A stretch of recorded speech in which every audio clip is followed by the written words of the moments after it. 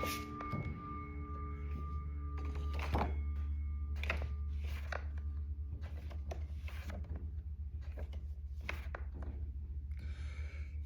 ดนี้วันที่ 8 มีนาคม 2568 เป็นวันที่ 64 ข้าพเจ้านายพัฒนพร ธรรมจารี ขอถวายเสียงสวดสาธยายพิสูจน์พระปริตรและมนต์ต่างๆถวายเป็นพุทธบูชา ธรรมบูชา สังฆบูชา และอาจาริยบูชาแด่ครูบาอาจารย์ทั้งหลาย ขอจิตของข้าพเจ้าจงตั้งมั่นมีสติระลึกได้ มีสมาธิจดจ่อในอักขระพยัญชนะในบทสวดอย่างต่อเนื่องด้วยเถิด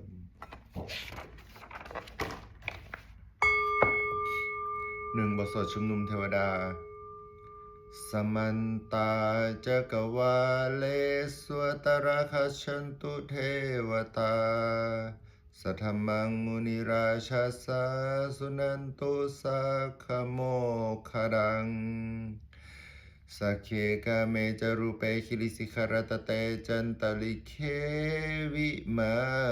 เนทีเประเทจะคาเมตรุวนาคาเนเคหวัทุมหิเคเตภูมิมาจยันตุเทวะชละทละวิสเมยคคันทพะนาคาติทันตาสันติเกยังมุนิวรวจนังสาทโวเมสุนันตุธรรมสวนกาโลอายัมพทันตาธรรมสวนกาโลอายัมพทันตาธรรมสวนกาโลอายัมพทันตา2. บทบูชาพระรัตนตรัยอิมินาสการเรนะพุทธังอภิปูชยามะอิมินาสการเรนะธัมมังอภิปูชยามะอิมินาสการเรนะสังฆังอภิปูชยามะ 3. บทกราบพระรัตนตรัยอรหังสัมมาสัมพุทโธภควาพุทธังภควันตังอภิวาเทมิสวากขาโตภควตาธัมโมธัมมังนัมสสามิสุปฏิปันโนภควตาธัมโมสุปฏิปันโนภควโตสาวกสังโฆสังฆังนามามิ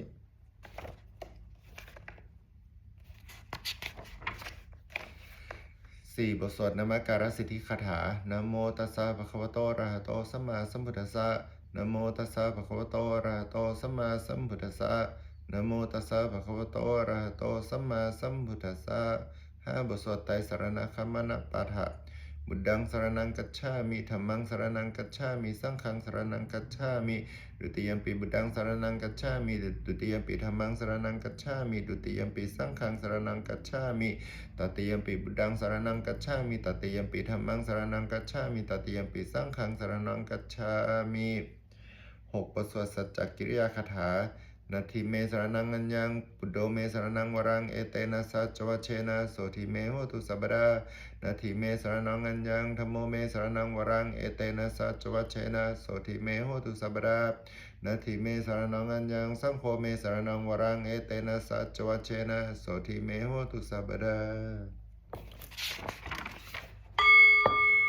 7. บทสวดมหาสมัยสูตรเอวเมสุตังเอกังสมยังภควาสเกสุวิหารติกปิลวัตุสมิงมหาวเนมหาตาภิกขุสังเขนะสัทธิงปัญจมเตหิภิกขุสเตหิสเบเหวะอรหันเตหิดัสสหิจโลกัทตุหิเดวตายพุเยนะสนิปติตาหุนติภควันตังดัสนายภิกขุสังขันจาอาราโคจตุนังสุทาวสกายิกานังเดวานังเอตัดโหสีอายังโคภควาสเกสุวิหารติกปิลวัตุสมิงมหาวเนมหาตาภิกขุสังเขนะสัทธิงปัญจมเตหิภิกขุสเหเตหิสเบเหวะอรหันเตหิดัสหิจโลกัทตุหิเดวตายพุเยนะสนิปติตาหุนติภควันตังดัสนายภิกขุสังขันจายานุนามยังปิเยนะภควตานุปสังกเมยมะอุปสังกมิตวะภควโตสันติเกปัจเจกขัทธาภสยมาติ อัทธอัทธโคตาเดวตาสยทัปปินามาบาลวปุริโสสมิชิตังวะบาหังภาษาเรยะภาษาริตังวะบาหังสมิเชยะเอวะเมวะสุทาวะเสโสเดเวสุอันตรหิตาภควโตปุระโตปตุระหังโสอัทธโคตาเดวตาภควันตังอภิวาเดโตเอกามันตังอัทธังโสเอกามันตังหิตาโคเอกาเดวตาภควโตสันติเกอิมังคัทังอภาสิมหาสมโยปวานัสมิงเดวกายาสมาคตาอาคตะอาคาตัม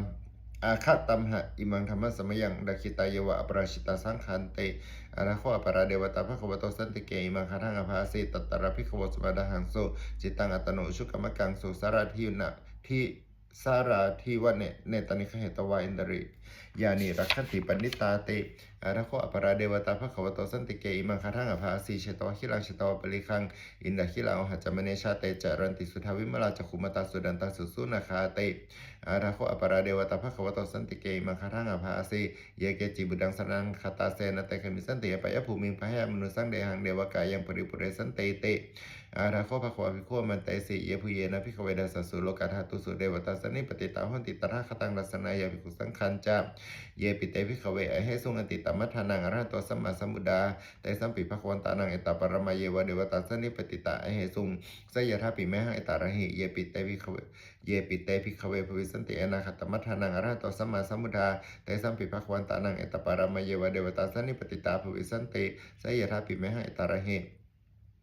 อาจิกิสามิพิขเวเดวกายานังนามานิกิตยสามิพิขเวเดวกายานังนามานิเดสิสามิพิขเวเดวกายานังนามานิตังสุนันทาสารุกรรมนาสิกโรธาปสิสามิติเอวัมพันเตติโคเตภิกขุภควโตปัญจโสสุงภควเอตัดโวจา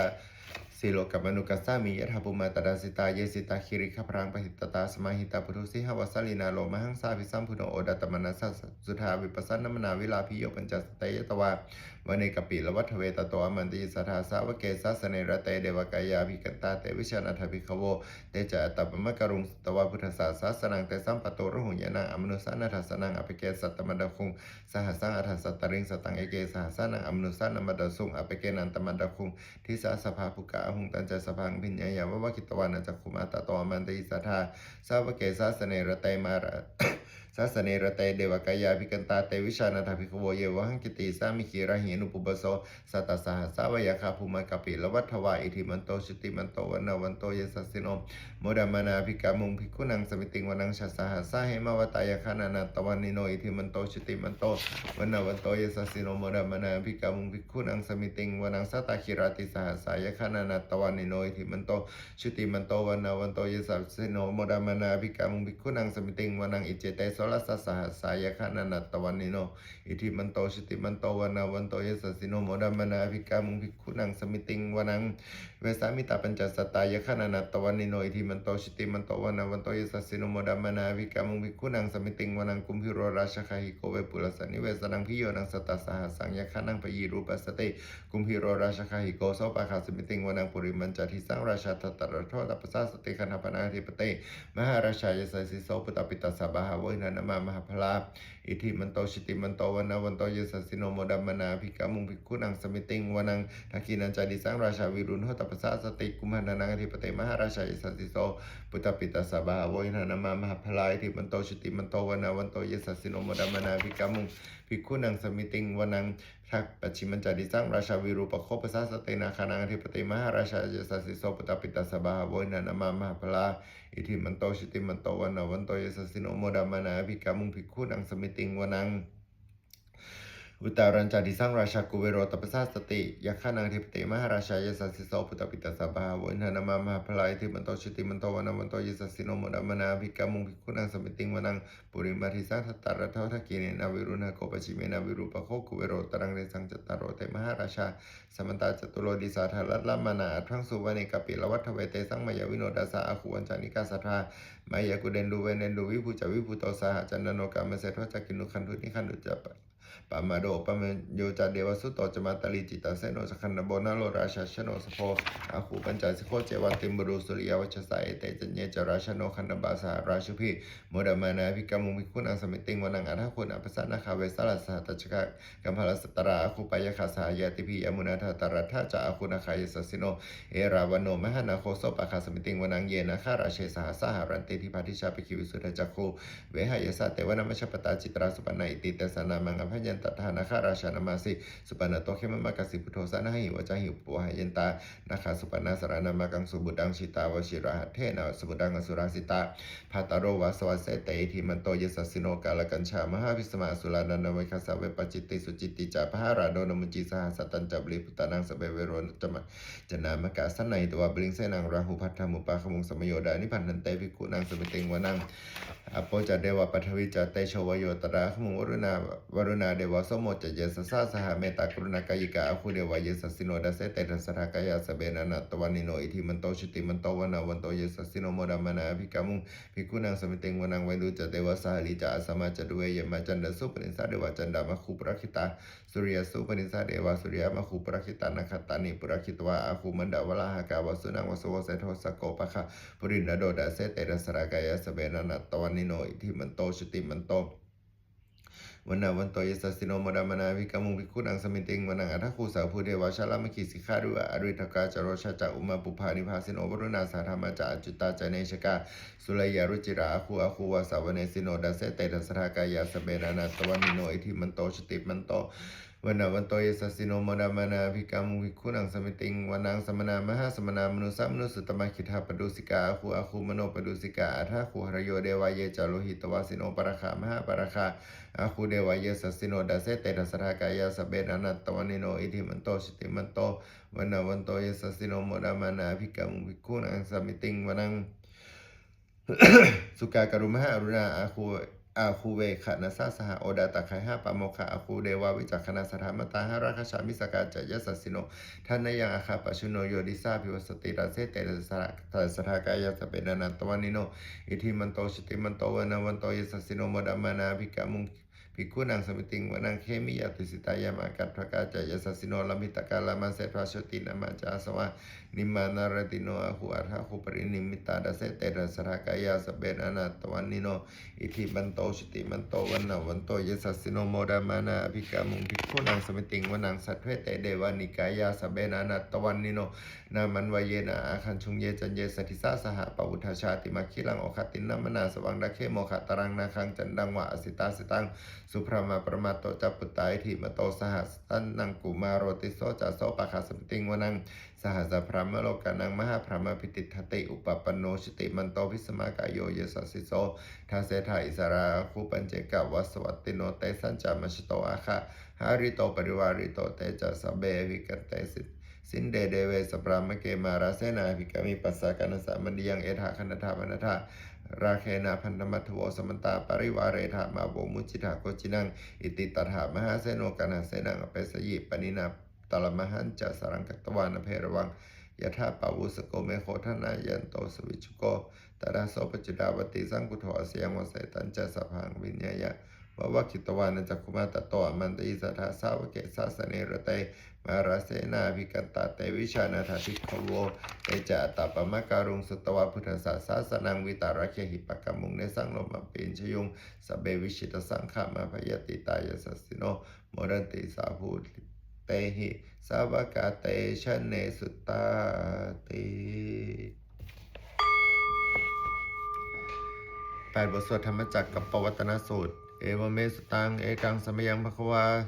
บาราณสียังวิหารติสิปตเนมิคทายเยตัตระโคภควาภิกขุตัตระโคภควาปัญจวัคคียภิกขุมันเตสีเดเวเมภิกขเวอันตปปชิเตนะนะเสวิตบาโยจยังกเมสุกมสุขาลิกานุโยโคมีโนคโมปุถุชนิโกอนาริโยนัทสันนิโตโยจยังอัตกิลมัทานุโยโคดุโคอนาริโยนัทสันนิโตเอเตเตภิกขเวอุพวันเตนุปคัมมะมชิมาปฏิปทาตถาคเตนะภิสัมพุทธาจักขุการณียนะการณีอุปสมัยยะพิญญายะสมุทัยยะนิพพานายะสังวัตติกาตมาจะสาภิกขเวมชิมาปฏิปทาตถาคเตนะภิสัมพุทธาจักขุการณียนะการณีอุปสมัยยะพิญญายะสัมโพธายะนิพพานายะสังวัตติอายะเมวะอริโยอัทังโกมโคสยทิทังสมาธิติสมาสังกัปโปสมาวาจาสมากัมมันโตสมาชีโวสมาวายโมสมาสติสมาสมาธิยังโคสาภิกขเวมชิมาปฏิปทาตถาคเตนะภิสัมพุทธาจักขุการณียนะการณีอุปสมัยยะพิญญายะสัมโพธายะนิพพานายะสังวัตติอีดังโคปนะภิกขเวดุขังอริยสัจจังชาติปิทุกขชาราปิทุกขมรณะปิทุกขังโสกปริเทวทุกขโทมนัสสุปยาสาปิทุกขาปิเยหิสัมปโยโคดุโคปิเยหิสัมปโยโคดุโคยัมปิชังนาลภัตติตัมปิตง ยัมปิชังนาลภัตติตัมปิทุกขังสังคิเตนะปัญจุปาทานะขันธาทุกขาอิดังโคปนะภิกขเวทุกขสมุทโยอริยสัจจังยายังตัณหาปโนภวิกานันดิราคะสักขตาตัตตระพินันทินีสยทิทางกรรมตัณหาภวตัณหาวิภวตัณหาอิดังโคปนะภิกขเวทุกขานิโรโธอริยสัจจัง โยตัสสะเยวตันหายะอเสสาวิราคานิโรโธจาโคปตินิสโคมุติอนาลโยอิดังโคปนาภิกขเวทุกขานิโรธคามินีปฏิปทาอริยสัจจังอายะเมวะอริโยทังคิโกมะโคสยติทังสัมมาทิฏฐิสัมมาสังกัปโปสัมมาวาจาสัมมากัมมันโตสัมมาชีโวสัมมาวายโมสัมมาสติสัมมาสมาธิอิดังดุขังอริยสัจจันติเมภิกขเวปุเบอนันตุสเตสุธรรมเมสุจักขุทัปปาทิยานังทัปปาทิปัญญาทัปปาทิวิชาทัปปาทิอโลโกทัปปาทิตังโคปนิทางทุกขังอริยสัจจังปริเยนติเมภิกขเวปุเปอนันตุสเตสุธรรมเมสุจักขุทัปปาทิยานังทัปปาทิปัญญาทัปปาทิวิชาทัปปาทิอโลโกทัปปาทิตังโคปนิทางทุกขังอริยสัจจังปริยาตันติเมภิกขเวปุเบอนันตุสเตสุธรรมเมสุจากขุทัปปาทิยานังทัปปาทิปัญญาทัปปาทิวิชาทัปปาทิอโลโกทัปปาทิอิดังทุกขสมุทัยอริยสัจจังภเวอริยสัจจันติเมภิกขเวปุเบอนันตุสเตสุธรรมเมสุจากขุทัปปาทิยานังทัปปาจากคุงทัปปาทิยานังทัปปาทิปัญญาทัปปาทิวิชาทัปปาทิอโลโกทัปปาทิตังโคปเนทางทุกขสมุทัยอริยสัจจังปะหัตตพันติเมภิกขเวปุเบอนันตุสเตสุธรรมเมโสจากคุงทัปปาทิยานังทัปปาทิปัญญาทัปปาทิวิชาทัปปาทิอโลโกทัปปาทิตังโคปเนทางทุกขสมุทัยอริยสัจจังปาหินันติเมภิกขเวปุเปอนันตุสเตสุธรรมเมสุจักขุงทัปปาทิอนังทัปปาทิปัญญาทัปปาทิวิชาทัปปาทิอโลโกทัปปาทิอิดังทุกขานิโรธอริยสัจจันติเมภิกขเวปุเปอนันตุสเตสุธรรมเมสุจากขุงทัปปาทิอนังทัปปาทิปัญญาทัปปาทิวิชาทัปปาทิอโลโกทัปปาทิตังโคปนิทางทุกขานิโรธอริยสัจจังสัจจิกาตพันติเมภิกขเวปุเปอนันตุสเตสุธรรมเมสุจากขุงทัปปาทิอนังทัปปาทิปัญญาทัปปาทิวิชาทัปปาทิอโลโกทัปปาทิตังโคปนิทางทุกขานิโรธอริยสัจจังสัจจิกัตตันติเมภิกขเวปุเบอนันตุสเตสุธรรมเมสุจากขุงทัปปาทิยานังทัปปาทิปัญญาทัปปาทิวิชาทัปปาทิอโลโกทัปปาทิอิดังทุกขานิโรธคามินีปฏิปทาอริยสัจจันติเมภิกขเวปุเบอนันตุสเตสุธรรมเมสุจากขุงทัปปาทิยานังทัปปาทิปัญญาทัปปาทิวิชาทัปปาทิอโลโกทัปปาทิตังโคปนิทางทุกขานิโรธคามินีปฏิปทาอริยสัจจังภเวตพันติเมภิกขเวปุเบอนันตุสเตสุธรรมเมสุจากขุงทัปปาทิยานังทัปปาทิปัญญาทัปปาทิวิชาทัปปาทิอโลโกทัปปาทิตังโคปนิทางทุกขานิโรธคามินีปฏิปทาอริยสัจจังภวิตันติเมภิกขเวปุเบอนันตุสเตสุธรรมเมสุจากขุงทัปปาทิยานังทัปปาทิปัญญาทัปปาทิวิชาทัปปาทิอโลโกทัปปาทิยาวกิวันจะเมภิกขเวเมสุจตุสุริยสัจเจสุเอวันติปริวัตังนวาทสากรังยถาปตังยานัทสนังนาสุวิสุทางอโหสิเนวตาวะหังภิกขเวสเดวะเกโลเกสมาระเกสพระมะเกสาสมณะพระมณียาปชายสเดวมนุสายะอนุตรังสัมมาสัมโพธิวิสัมมุทโธปัจจยาสิงอาทาหังภิกขเวสเดวะเกโลเกสมาระเกสปัญจยาสิญาณัญจปนะเมดัสนังอุทปาทิอากุปาเมวิมุตติอายัมมันติมาชาตินาทิธานิปุณพโวติธรรมโวจะภควาอัตตมานาปัญจวัคคียาภิกขุภควโตภัสตังพินันดุงอิมัสมิงจัปนาเวยากรณะสมิงพัญญามณีอายสมโตกนัยสาวิรชามิตมาลังธรรมจักขุงอุทปาทิยังกินจิตสมุทัยธรรมังสัพพันตังนิโรธธรรมมันติปวัติเตจะภควตาธรรมจักเกภูมิมาเดวาสัตตมนุสาเวสุงเอตัมภควตาบาราณสียังอิสิปตเนมิขดาเยอนุตรังธรรมจักกังปวัติตังอปติวติยังสมเนนวาปรามเนนวาเดเวนวามาเรนวาพรหมุนาวาเกณจิวาโลกัสมินเตภูมิมานังเดวานังสัดังสุตวาจาตุมหาราชิกาเดวาสัตตมนุสาเวสุงจาตุมหาราชิกานังเดวานังสัดังสุตวาตวติงสาเดวาสัตตมนุสาเวสุงตวติงสานังเดวานังสัดังสุตวายามาเดวาสัตตมนุสาเวสุงยามานังเดวานังสัดังสุตวาตุสิตาเดวาสัตตมนุสาเวสุงตุสิตานังเดวานังสัดังสุตวานิมมานารติเดวาสัตตมนุสาเวสุงนิมมานารตินางเดวานังสัตดังสุตวาปรณิมิตวสวัตติเดวาสัตตมนุสาเวสุงปรณิมิตวสวัตตินางเดวานังสัตดังสุตวาพระมกายิกาเดวาสัตตมนุสาเวสุงเอตัมภควตาบาราณสียังสิปตเนมิขดาเยนุตรังธรรมจักกังปวัติตังอปติวัติยังสมเนนวาปรามเนนวาเดเวนวามาเรนวาปรมุนาวาเกนจิวาโลกัสมินเตอิติหะเตนะคะเนนะเตนะมุหเตนะยวะปรามาโลกัสสะโรบุคชิอายัญจดัสสะสาสิโลกธาตุสังกัปปิสัมปะกัปปิสัมปเวทีอัปปมานุจโอลาโลภะโสโลเกปตุระโหสิอติกะเมวะเดวานังเดวานุภาวังอาราโคอภัคควาอุดานังอุดาเนสิอัญญาสิวัตโพโกทัญโยอัญญาสิวัตโพโกทัญโยติอิติหิดังอายะสมัตโพโกทัญญาสาอัญญาโกทัญโยตเววนามังอโหสิติก 9พุทธานุสติอิติปิโสภควาทั้งสมมาสัมพุทโธวิชาจารณะสัมปันโนสุขโตโลกวิทูอนุตตโรปุริสธรรมสารถิสัทธาเทวมนุสานังพุทโธภควาติ10ธรรมานุสติสวาคาโตภควตาธรรมสันทิติโกกาลิโกเอหิปัสสิโกโอปนายโกปัจจตังเวทิตาโววินยูหิติ11สังฆานุสติสุปฏิปันโนภควโตสาวกสังโฆสุปฏิปันโนภควโตสาวกสังโฆยายปฏิปันโนภควโตสาวกสังโฆสามีจิปฏิปันโนภควโตสาวกสังโฆเยติทังจัตตาริปุริสายุคานิอัฏฐปุริสัพพะลายสัพพควโตสาวกสังโฆอาหุนายโยปาหุนายโยทักขินายโยอัญชลิกลนิโยอนุตตรังปุญญาเขตังโลกัสสาติ12สักกตวาพุทธรัตนังโอสทังอุตมังวรังหิตังเดวมนุสานังพุทธเตเชนะโสทินานะสันตุปัตวาสเพทุกขาบุปัสสเมนตุเตสักกตวาธรรมรัตนังโอสทังอุตมังวรังปริลาหุปัสสมานังธรรมเตเชนะโสทินานะสันตุปัตวาสเพพยาบุปัสสเมนตุเตสักกตวาสังขรัตนังโอสทังอุตมังวรังอาหุนยังปาหุนยังสังฆเตเชนะโสทินานะสันตุปัตวาสเพโรคาวุปสเมนตุเต13พระคาถาชินบัญชรชยาสนากตาพุทธาเชตวามารังสวาหานังจตุสภาระจตุสัจจาสพังราสังเยปิวิงสุนราสภาตันหังกราทโยพุทธาอัทวิสตินายกาสเพปฏิทิตาไมหังมัทเกเตมุนิสราสิเสปฏิทิโตไมหังพุทโธธรรมโมทวิโลจเนสังโฆปฏิทิโตไมหังอุเรสภาคุณากโรหัตเยเมอนุรุโธสาริปุตโตจทักขิเนกุณัญโยปิติปาคัสมิโมคลาโนจวามะเกทักขิเนสวเนไมหังอสุงอนันทลาหุโลกัสสโปจมหานาโมภาสุงวามโสตะเกสโตปิติปาคัสมิสุริโยวะพังกโลนิสิโนสิริสัมปโนโสภิโตมุนิปุงขโวกุมารกัสสโมกัสสโปเทโรไมเหสีจิตวารโกโสไมหังวัฒเนนิจังปฏิภาสิคุณากโรปุญโญอคุลิมาโลจะอุปเลดนสิวลิเทระปัญจอิเมชตานาลาเตติลกามาเสสสิติมหาเทราวิชิตาเชตสาวกาเอตาสิติมหาเทรา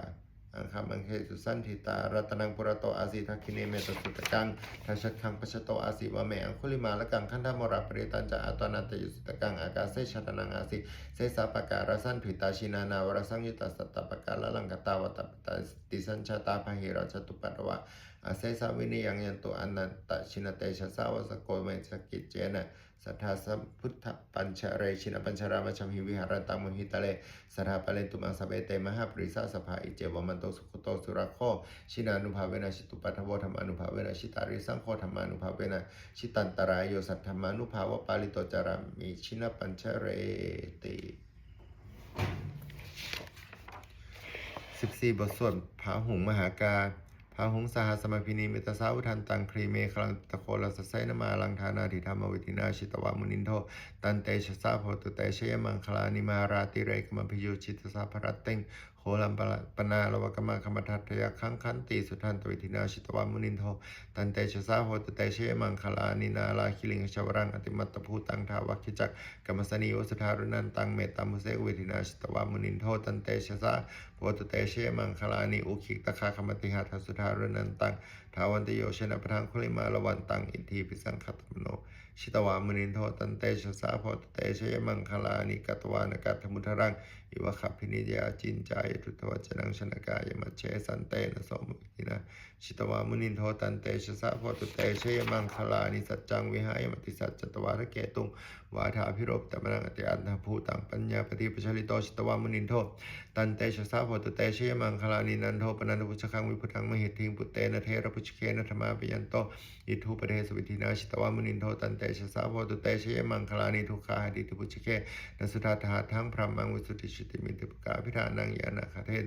ตวิธินาชิตวามุนินโทตันเตชะสาโพตุเตชยมังคลานิเอตาปิพุทธเชยมังคลาทคาทายโยวาจโนทินติเนสรเตมตันทีตวานเนกวิวิธานิจุปัตตวานิโมขังสุขังอติกเมยโนโรสปัญโยมหาการุณิโกนาโทหิตายสัพพปานินังปุเรตวะปารมีสภาปโตสัมโพธิมุตตมังเอเตนะสัจโจเชนะโหตุเตชยมังคลังชยันโตโพธิยามุเลสักยานังนันทิวัฒโนเอวังตวังวิชโยโหหิเชยสุเชมังคเลอปราชิตปันลังเกสีเสปทวิโปเครอภิเษกเกสัพพพุทธานังอัปคัปปโตปโมดติสุนังคตังสมังคลังสุปภาตังสมุติตังสุขโนสมุหโตจะยุสิจะสุยิทั้งพรหมจาริสุภากินังกายกามังวาจากามังพระกินังพระกิวนังมโนกามังปณิทิเตพระกินานิกตวากนลพันตเท ปัฏฐาคิเนภวตุสัพพมังคลังรักขันตุสัพพเดวตาสัพพพุทธานุภาเวนะสัทธาโสติภวตุเต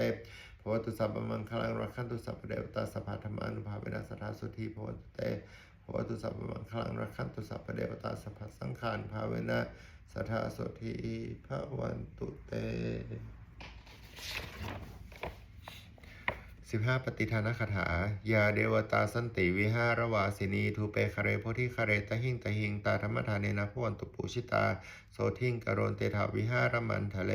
เทราจมัชานวกาจภิกขโวสารามิกาธนาปฏิอุปาสกาขมาจเทสานิขมาจิสราสปานาภูตาสุขิตาพวันตุเตชลาผู้ชายเยปิจานะสัมภวาสังเสทชาตาทโวปปาติกานิยานิกังธรรมวรังปฏิจจเตสัพเอปิตุขสักกโรตุสังขยังธาตุจีรังสตังธโมธรรมธาราจปุคลาสังโฆโหตุสมาโควะอัทยจาหิตายจาอัมเหราคตุสัทธโมสัพเพปิธรรมจาริโนวุทิงสัมปปุเนยมาธรรมเมอริยปเวริเต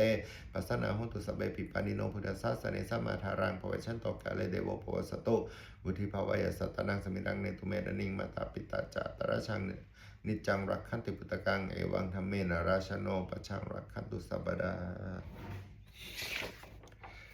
16 เดวตาวิโยชนะคาถาดุขปัตตาจนิทุกขาพยาปัตตาจนิพยาโสกปัตตาจนิโสกาโหตุสัพเบปิปานิโนเอตวตาจามหิสัมปตังปุญญสัมปตังสัพเบเดวานุโมดันตุสัพพสัมปติสิทธิยาทานังทันตุสัทธายาสีลังรักขันตุสัพพดาภาวนาพิรตาหุนตุกัจฉันตุเทวตาคตา17 สุมังคลคาถาโหตุสัพพังสุมังคลังรักขันตุสัพพเดวตาสัพพพุทธานุภาเวนะสัทธิโหตุนิรันตรังโหตุสัพพังสุมังคลังรักขันตุสัพรักขันตุสัพพะเทวตาสัพพธรรมานุภาเวนะสัทธิโหตุนิรันตรังโหตุสัพพังสุมังคลังรักขันตุสัพพะเทวตาสัพพสังฆานุภาเวนะสัทธิโหตุนิรันตรัง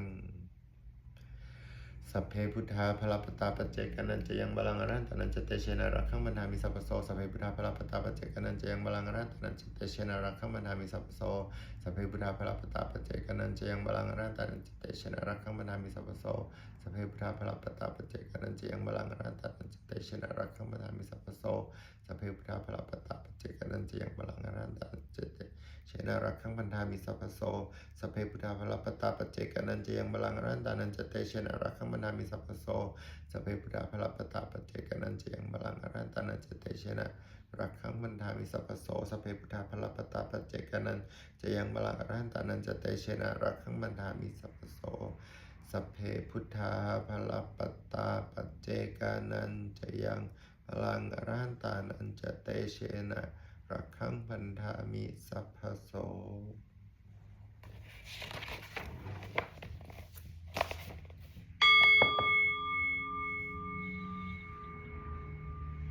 ด้วยอนุภาพแห่งสัจจะอธิษฐานอนุภาพแห่งความเพียรและอานิสงส์แห่งการบูชาพระรัตนตรัยด้วยการสาธยายบทสวดมนต์พระสูตรพระปริตและพระคาถาเหล่านี้ขอความสุขสวัสดีจงเกิดมีแก่ข้าพเจ้าขอให้พ้นจากทุกภัยทั้งปวงขอให้ข้าพเจ้าเจริญทั้งทางโลกและทางธรรมขอด้วยเทพเทวดาทั้งหลายโปรดอนุโมทนาในการสวดสาธยายมนต์และธรรมะเหล่านี้เมื่ออนุโมทนาแล้วโปรดอำนวยพรให้แก่ข้าพเจ้าและวัตถุมงคลพระปิตายอดเศรษฐีเหรียญยอดเศรษฐีเหรียญไหว้ครูของ8ตลอดจนวัตถุมงคลทั้งปวงที่3สิ่งสร้างขึ้นให้เปรียบด้วยอนุภาพแห่งพระปริต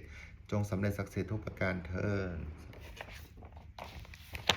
บุญกุศลข้าพเจ้าทั้งหลายเกิดจากการสวดมนต์เจริญจิตตภาวนาขอน้อมถวายเป็นพุทธบูชาธรรมบูชาสังฆบูชา